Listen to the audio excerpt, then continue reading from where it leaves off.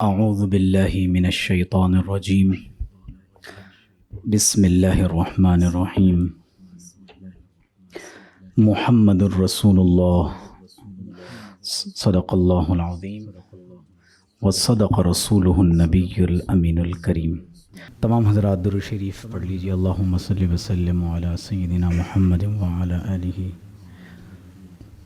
واصحابہ وبارک وسلم۔ الشمائل المحمدیہ صلی اللہ علیہ وآلہ وسلم۔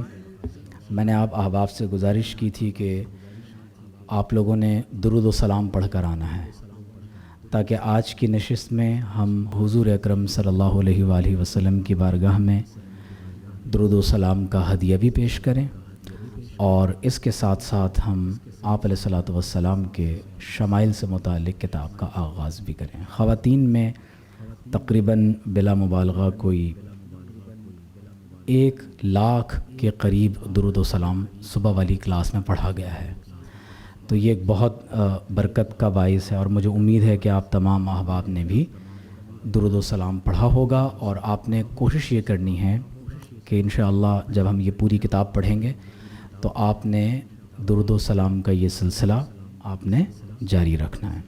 الشمائل المحمدیہ، یہ کتاب حضرت امام ترمذی رحمۃ اللہ تعالی علیہ کی کتاب ہے اور امام ترمذی صحاح ستہ میں سے ایک بہت بڑے محدث ہیں۔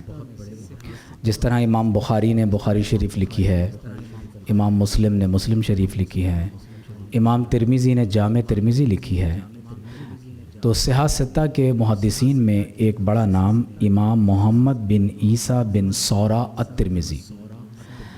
آپ کا انتقال 279 ایئر آف ہجرہ میں ہوا ہے، یعنی آج سے تقریباً آپ اندازہ کر لیں کہ 1150 سال قبل کے یہ محدث ہیں، اور اس کتاب میں آپ نے نبی کریم صلی اللہ علیہ وآلہ وسلم کی عادات، خصائل، آداب، اخلاق حسنہ اور نبی کریم صلی اللہ علیہ وآلہ وسلم کے حلیہ مبارک اور آپ علیہ الصلوۃ والسلام کی خلقت، یعنی اللہ نے آپ کو کس حسن و جمال کے ساتھ پیدا فرمایا ہے، تو آپ علیہ الصلوۃ والسلام کا حسن و جمال اور نبی کریم صلی اللہ علیہ وآلہ وسلم سے متعلق اشیاء کا اس میں تفصیلی ذکر ہے۔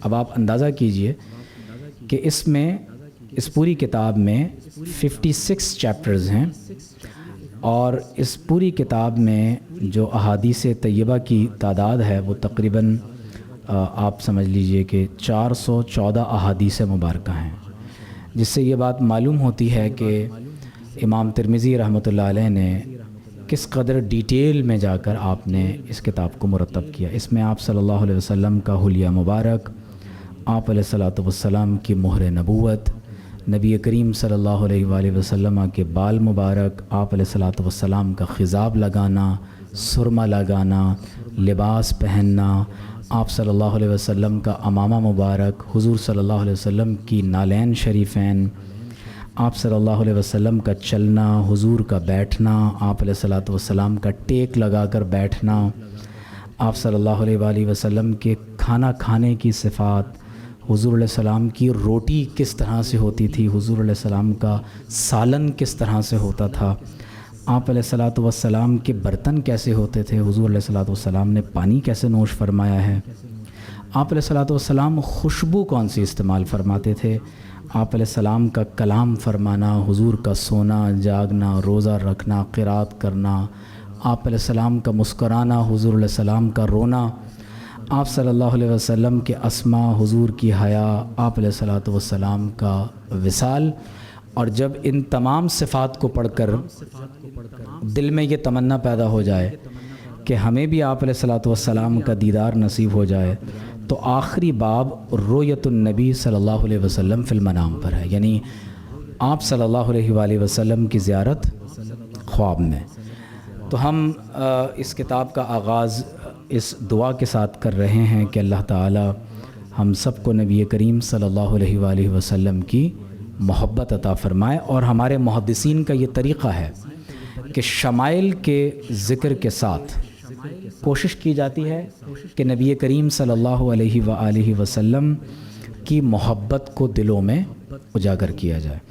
شمائل جب ہم یہ لفظ استعمال کرتے ہیں تو مراد آپ علیہ السلام کے اخلاق، عادات اور حضور علیہ السلام کی خلقت یعنی حضور علیہ السلام کا جسمانی حسن و جمال۔ اس موضوع پر امام ابو البختری وہب بن منبہ نے بھی پہلے ایک کتاب لکھی اور اس کتاب کا نام تھا صفت النبی صلی اللہ علیہ وآلہ وسلم، اور یہ کتاب سن 200 ہجری میں لکھی گئی۔ اسی طرح امام ابو الحسن علی بن محمد المدائنی آپ نے 270 ہجری میں ایک کتاب لکھی جس کا نام تھا صفت اخلاق النبی صلی اللہ علیہ وآلہ وسلم۔ لیکن جو کتاب امام ترمذی نے لکھی ہے اس کو اللہ تعالیٰ نے ایسی مقبولیت عطا فرمائی ہے کہ پوری دنیا میں آپ کو معلوم ہے کہ یہ کتاب آخری سال میں دور حدیث میں علماء کو پڑھائی جاتی ہے۔ یہ کتاب دور حدیث کے نصاب میں ہے اور رسول اللہ صلی اللہ علیہ وآلہ وسلم کے شمائل سے بھرپور ہے، اور امام ملا علی قاری نے اس کتاب کے بارے میں کہا ہے کہ شمائل اور اخلاق پر جتنی بھی کتابیں لکھی گئی ہیں ان میں شمائل محمدیہ صلی اللہ علیہ وآلہ وسلم سب سے خوبصورت اور جامع کتاب ہے، اور جب اس کتاب کا مطالعہ کیا جاتا ہے تو مطالعہ کرنے والا یہ محسوس کرتا ہے کہ گویا کہ وہ نبی کریم صلی اللہ علیہ وآلہ وسلم کی ذات اقدس کا دیدار کر رہا ہو۔ اور یاد رکھ لیں کہ جب ہم نبی کریم صلی اللہ علیہ وآلہ وسلم کی سیرت طیبہ کو پڑھتے ہیں اور آپ علیہ الصلاۃ والسلام کے اخلاق اور خلق حسن اور شمائل کا ذکر پڑھتے ہیں، یہی اصل دین ہے، کیونکہ صحابہ نے اللہ تعالیٰ کو نہیں دیکھا تھا۔ انہوں نے کسے دیکھا تھا؟ انہوں نے تو حضور اکرم صلی اللہ علیہ وآلہ وسلم کو دیکھا ہے، اور انہیں کیسا ایمان نصیب ہو گیا کہ حضرت علی المرتضیٰ نے فرمایا کہ اگر میری نگاہوں سے سارے حجاب اٹھ بھی جائیں تو تب بھی میرے یقین میں کوئی اضافہ نہیں ہوگا، یعنی آپ علیہ الصلاۃ والسلام کی بات پر میں ایسا ایمان لے آیا ہوں کہ اب میری نگاہوں پر حجاب رہے یا نہ رہے میں دونوں صورتوں میں ایمان کی ایک ہی کیفیت پر موجود ہوں۔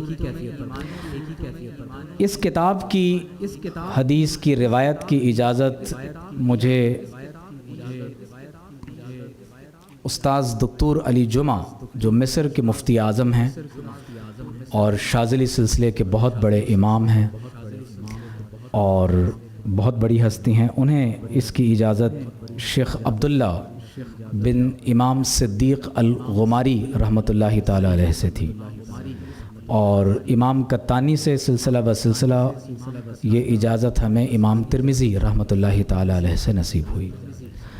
اور استاذ دکتور علی جمعہ ان بزرگ ہستیوں میں سے ہیں کہ انہیں بیداری کی کیفیت میں حضور علیہ الصلاۃ والسلام کا دیدار عطا ہوا ہے، اور اللہ تعالیٰ نے آج بھی دنیا میں اس طرح کی ہستیاں رکھی ہیں اور اپنی عمر کے آخری حصے میں ہیں۔ تو ہم کوشش کریں گے کہ آج ہم اس کتاب سے ابتدائی کچھ احادیث جب تک ہم پڑھ سکتے ہوں تو ہم پڑھتے ہیں تاکہ کتاب کا آغاز ہو جائے۔ اچھا، استاذ دکتور علی جمعہ کی نصیحت یہ ہے کہ کیونکہ انہیں اس کی اجازت امام صدیق غماری رحمہ اللہ کے سلسلے سے تھی، تو وہ فرماتے تھے کہ جب کبھی بھی اس کی روایت میں حدثنا آئے گا تو قالا یہ ضرور کہنا ہے، کہ ہم یہ کہیں حدثنا کہ فلاں محدث نے ہم سے بیان کیا، تو اس سے پہلے کہنا ہے قالا کہ انہوں نے فرمایا کہ ہم سے فلاں محدث نے بیان کیا، تاکہ ہماری سند ان کے ساتھ متصل ہو جائے۔ بسم اللہ الرحمن الرحیم۔ کوشش یہ کرنی ہے کہ جب کبھی حضور علیہ السلام کا ذکر مبارک آئے گا تو آپ نے درود شریف پڑھنا ہے اور استقامت کے ساتھ آنا ہے، تاکہ ہم یہ کتاب بالاستیعاب پوری پڑھیں گے انشاءاللہ۔ بسم اللہ الرحمن الرحیم۔ اللہم صلی علی سیدنا و مولانا محمد وعلی آلہ و اصحابہ وبارک وسلم۔ السند متصل منا الى سیدنا الامام ابو عیسیٰ الترمذی رحمہ اللہ تعالی،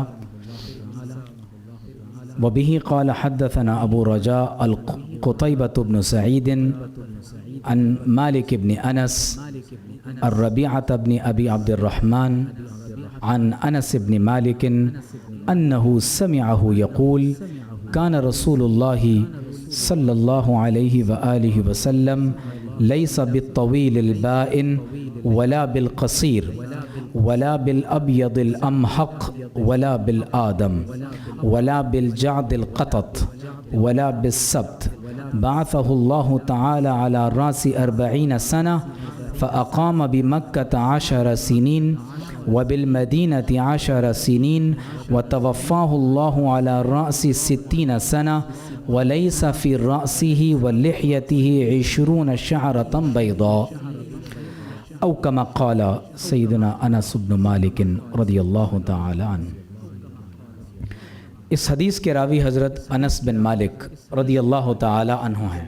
حضرت انس بن مالک رضی اللہ تعالی عنہ روایت فرماتے ہیں کہ آپ صلی اللہ علیہ وآلہ وسلم لیس بالطویل البائن، آپ صلی اللہ علیہ وآلہ وسلم کا قد مبارک بہت زیادہ طویل نہیں ہے۔ لیس بالطویل البائن، بائن عربی میں کہتے ہیں اتنا واضح اور اتنا کلیئر کہ وہ چیز تنہا اور الگ نظر آئے۔ اگر شوہر اپنی بیوی کو خود سے جدا کر دے تو بائن کا لفظ کہا جاتا ہے، مطلب خود سے الگ کر دیا جاتا ہے۔ تو لیس بالطویل البائن، آپ صلی اللہ علیہ وآلہ وسلم کا قد مبارک بہت زیادہ طویل نہیں ہے، آپ صلی اللہ علیہ وآلہ وسلم بہت زیادہ لمبے نہیں ہیں، ولا بالقصیر، اور نہ کوتاہ قد، یعنی اللہ تعالیٰ نے حضور اکرم صلی اللہ علیہ وآلہ وسلم کے قد مبارک کو معتدل رکھا ہے، نہ بہت زیادہ طویل اور نہ بہت زیادہ چھوٹا۔ لیکن معجزہ یہ ہے کہ اگر صحابہ کے درمیان چلتے ہیں تو سب سے طویل نظر آتے ہیں، اور اگر مجلس میں تشریف فرما ہیں تو سب سے جدا نظر آتے ہیں۔ یہ حضور علیہ الصلوۃ والسلام کا معجزہ ہے۔ ولا بالابیض الامحق، ابیض عربی میں کسے کہتے ہیں؟ سفید۔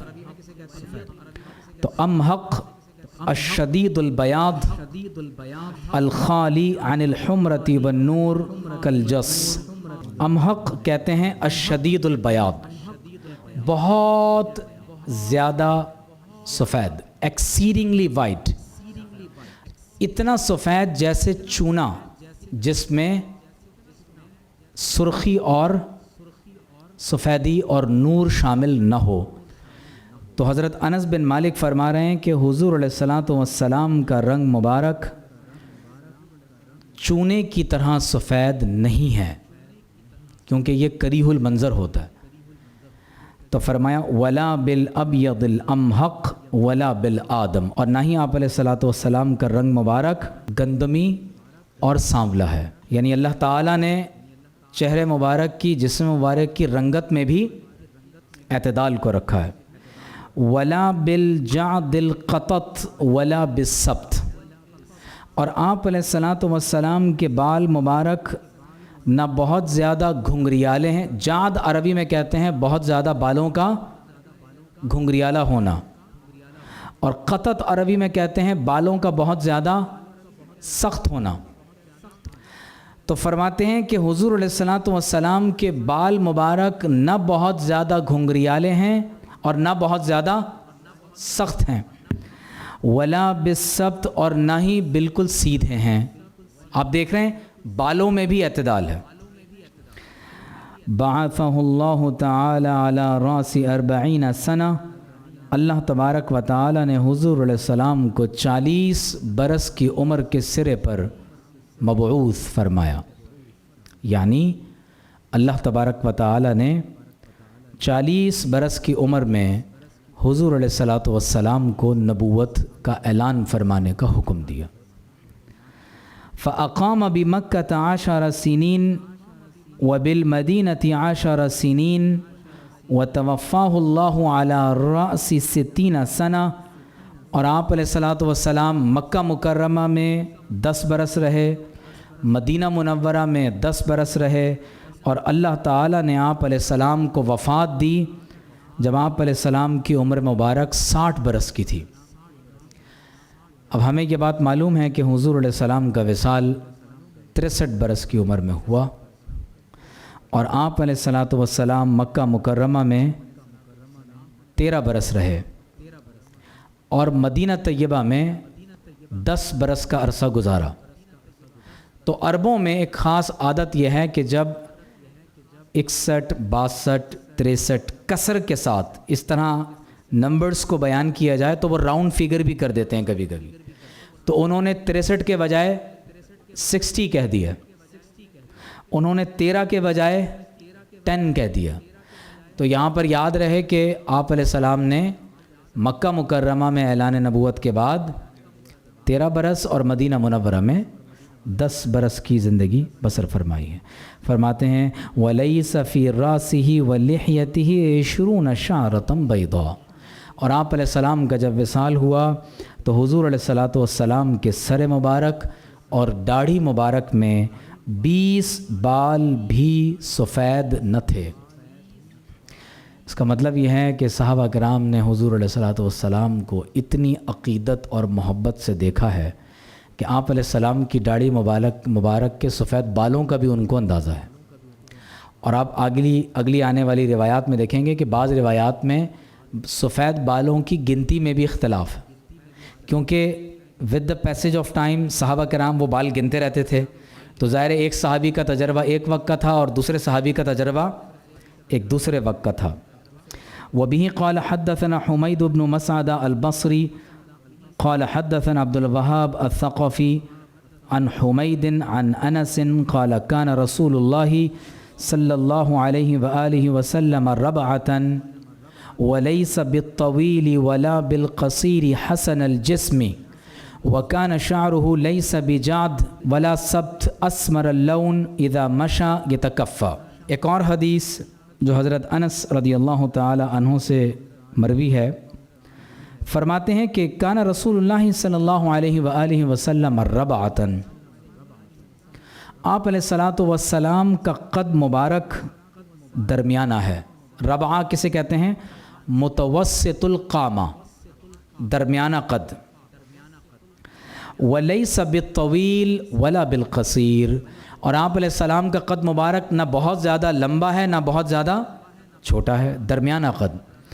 حسن الجسم، جسم مبارک بہت خوبصورت ہے۔ وَكَانَ شَعْرُهُ لَيْسَ بِجَعْدٍ وَلَا سَبْتٍ، اور آپ علیہ السلام کے بال مبارک نہ بہت زیادہ گھنگریالے اور نہ بالکل سیدھے۔ اسمر اللون، اور آپ علیہ السلام کا چہرہ مبارک کا رنگ گندمی مائل تھا۔ اب یہاں پر جو راوی نے گندمی میلان کی طرف روایت کرتے ہوئے بعض الفاظ نقل کر دیے، تو ایک محدث اس بارے میں فرماتے ہیں کہ دیگر 15 صحابہ نے جو آپ علیہ السلام کے حلیہ مبارک کو بیان کیا ہے اس میں اسمر اللون کا ذکر نہیں ہے۔ وہاں آپ علیہ السلام کے چہرہ مبارک کا رنگ سرخ اور سفید اور روشن، احادیث میں یہ کلمات ذکر ہوئے ہیں۔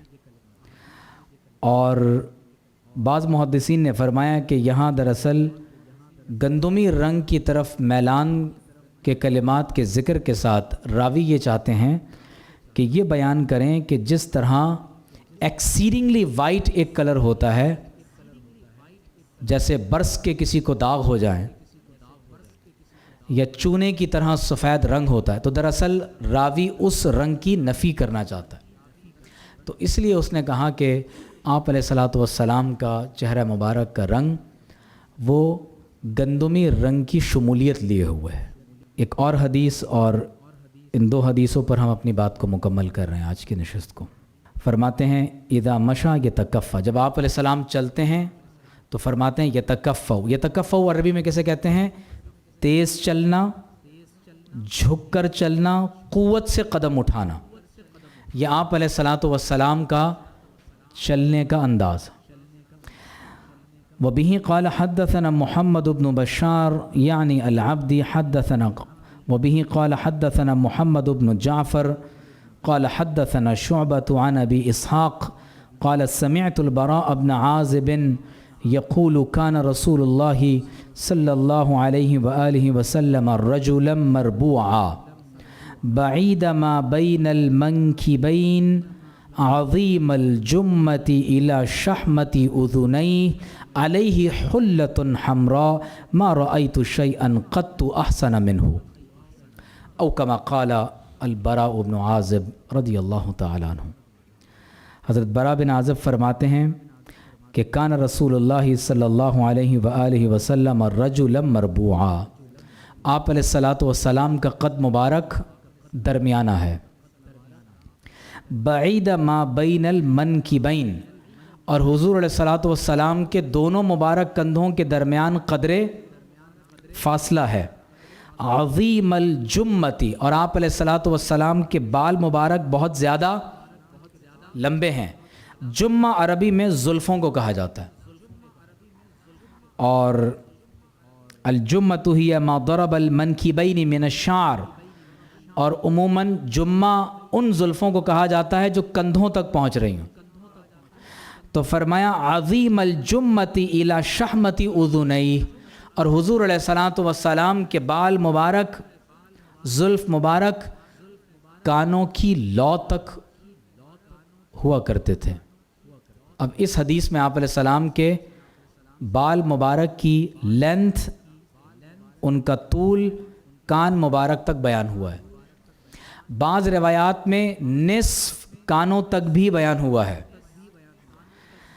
علیہ حلۃ حمراء، اور حضور علیہ الصلاۃ والسلام پر سرخ رنگ کا جوڑا تھا۔ حلہ عربی میں کہتے ہیں ازار و ردا۔ ازار کسے کہتے ہیں؟ جو تہبند پہنا جاتا ہے، اور ردا کیا ہوتی ہے؟ جو اوپر سے احرام۔ ہمارے ہاں عمومی لباس میں جو دو چادریں پہنی نہیں جاتی، لیکن حضور اکرم صلی اللہ علیہ وآلہ وسلم کی یہ سنت ہے کہ آپ علیہ الصلاۃ والسلام حلہ بھی زیب تن فرمایا کرتے تھے، اور حلۃ حمراء، سرخ رنگ کا جوڑا۔ اب بعض محدثین نے اس سے استدلال کیا ہے کہ مرد سرخ رنگ پہن سکتا ہے، لیکن یہ مکمل سرخ رنگ نہیں تھا۔ بعض روایات میں اس کا ذکر ہے کہ ذات خطوط، اس پر دھاریاں پڑی ہوئی تھیں۔ آپ نے بعض چادریں دیکھی ہوں گی، ان پر لائنز ہوتی ہیں، تو بعض روایات میں آتا ہے بلیک کلر کی لائنز تھیں۔ اس کو برود یمانیہ کہا جاتا ہے، یمنی چادریں۔